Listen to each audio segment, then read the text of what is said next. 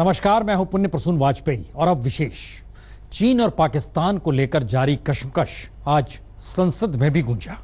विपक्ष ने इन दोनों देशों से जारी तनातनी के सहारे सरकार की विदेश नीति को ही कटघरे में खड़ा कर दिया। तो जवाब देने आए विदेश मंत्री सुषमा स्वराज और चीन समेत विपक्ष के एक एक दावों और आरोपों की धज्जियां उड़ा दी। जरा सुनिए और देखिए चीनी पटाखों पर कैसे भारी पड़ी सुषमा की तोप।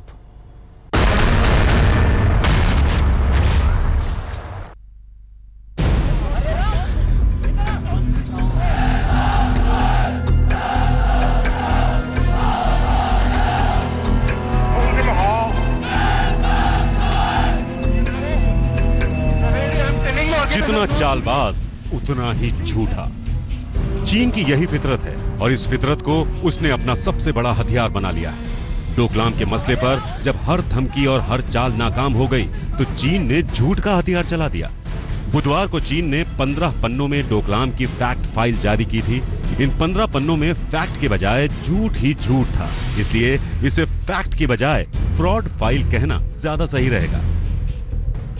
लेकिन नाम आप कुछ भी दीजिए, चीन का यह हथियार थोड़ा बहुत काम तो कर ही गया। 15 पन्नों की फ्रॉड फाइल में चीन ने बड़ी चालाकी से झूठ बोलते हुए भारत के पीछे हटने का दावा कर दिया। फाइल में कहा गया कि डोकलाम में भारत के 270 सैनिक घुस आए थे और 40 अब भी वहीं हैं। यानी एक तरह से चीन ये साबित कर रहा था कि भारत डोकलाम से धीरे धीरे पीछे हट रहा है। हालांकि भारत सरकार ने इसका तुरंत जवाब देते हुए चीन के इस दावे को झूठा बता दिया। अब आप सोच रहे होंगे कि डोकलाम पर भारत तो आज भी वहीं खड़ा है, तो फिर चीन का हथियार काम कैसे कर गया? तो इसे ऐसे समझिए, इधर चीन ने झूठ का हथियार चला और उधर अगले ही दिन देश की विपक्षी पार्टियों ने संसद में डोकलाम का मुद्दा उठाकर भारत की विदेश नीति पर सवाल खड़े कर दिए।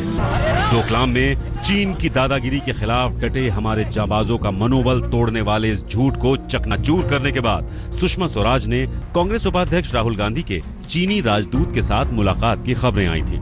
सुषमा ने कांग्रेस से पूछ लिया कि अगर डोकलाम के बारे में जानना था तो कांग्रेस ने सरकार से बात क्यों नहीं की? देश की संसद के जरिए चीन को भी साफ संदेश दे दिया है कि हिंदुस्तान जंग की धमकी से डरने वाला नहीं और बॉर्डर पर मौजूद हमारी सेना भी जंग के लिए तैयार है। ये सुषमा स्वराज ने डोकलाम के मसले पर तो देश को आश्वस्त कर दिया, लेकिन चुनौती डोकलाम भर नहीं।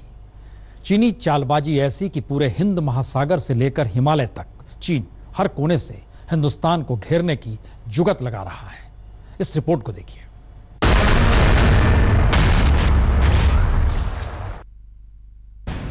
पाकिस्तान कहने को तो पड़ोसी, लेकिन पड़ोसी ऐसे जो दिन रात हिंदुस्तान की बर्बादी और तबाही का सिर्फ ख्वाब नहीं देखते, बल्कि इसे सच करने की अनगिनत साजिशें भी बुनते रहते हैं। पाकिस्तान की गरीब नौजवानों को बंदूक थमाकर हिंदुस्तान में दाखिल कराने से ज्यादा की औकात नहीं और वो इसी में मशगूल है। भारतीय फौजें भी गिन गिन कर ऐसे जिहादियों को जहन्नुम पहुंचा रही हैं, लेकिन असल मुश्किल चीन और चीन पाकिस्तान गठजोड़ की है।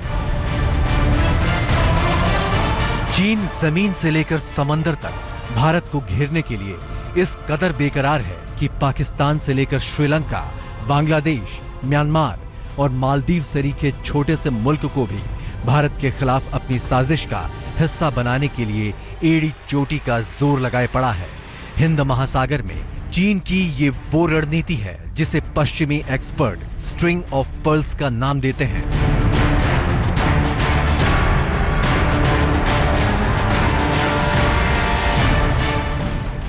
बांग्लादेश का चटगांव पोर्ट, श्रीलंका का हम्बनटोटा पोर्ट, मालदीव और पाकिस्तान का ग्वादर पोर्ट। हिंद महासागर में हिंदुस्तान के तीनों तरफ मौजूद इन सभी अहम बंदरगाहों पर चीन की दखल हो चुकी है। कहने को तो कारोबारी लिहाज से चीन इन देशों के ये बंदरगाह विकसित करने में इनकी मदद कर रहा है और आगे भी पोर्ट के रखरखाव और संचालन में चीन का बड़ा रोल रहने वाला है। यानी कि चीन की मौजूदगी इन जगहों पर हमेशा रहेगी। इसलिए इस खतरे को नकारा नहीं जा सकता कि भविष्य में चीन इन जगहों के सैनिक इस्तेमाल की जबरदस्ती नहीं करेगा, यानी भारत को चौतरफा घेरने की पूरी रणनीति। मुश्किल बस इतनी नहीं है, चीन की स्ट्रिंग ऑफ पर्ल्स यानी मोतियों की माला वाली रणनीति को पाकिस्तान के बूते 360 डिग्री तक घुमाते हुए चीन भारत को पूरी तरह अपने शिकंजे में लाना चाहता है। इस ग्राफिक्स के जरिए समझिए, हिंद महासागर में चटगांव से लेकर ग्वादर पोर्ट तक तो चीन की पहुंच हो ही गई है। अब ग्वादर से जमीन के रास्ते पूरे पाकिस्तान को नापते हुए चीन ने अपनी धरती तक सीधी पहुंच बना ली है। यानी समंदर से लेकर जमीन तक चीन ने हिंदुस्तान की घेराबंदी की पूरी प्लानिंग कर ली है।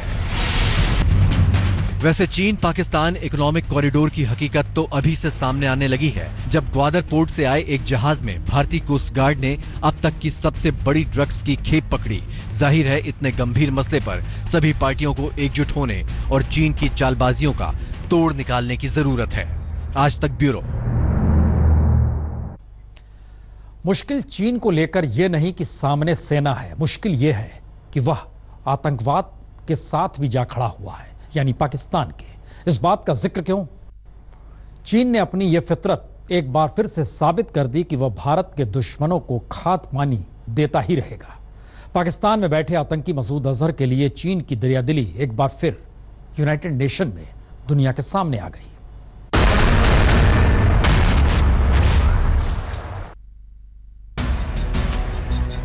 आतंक पर चीन का दोहरा रवैया। पाकिस्तानी सांप को फिर दिया सहारा।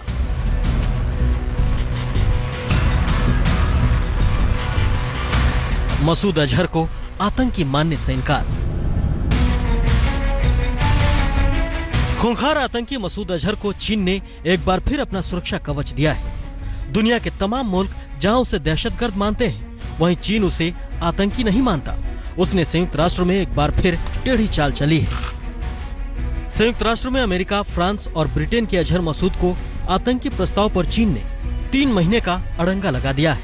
इससे पहले चीन ने 2 फरवरी को इस प्रस्ताव पर 6 महीने की रोक लगा दी थी और अब 6 महीने के बाद उसने अपनी रोक को 3 महीने के लिए बढ़ा दिया है। चीन ने मसूद अजहर को आतंकी घोषित करने की राह में पहले भी बाधा खड़ी की है। पिछले साल संयुक्त राष्ट्र के सामने भारत ने आरोप लगाया था कि अजहर मसूद पठानकोट हमले का आरोपी है, लेकिन चीन ने विरोध किया और सबूतों के अभाव की दलील देकर अजहर मसूद पक्ष में खड़ा हो गया।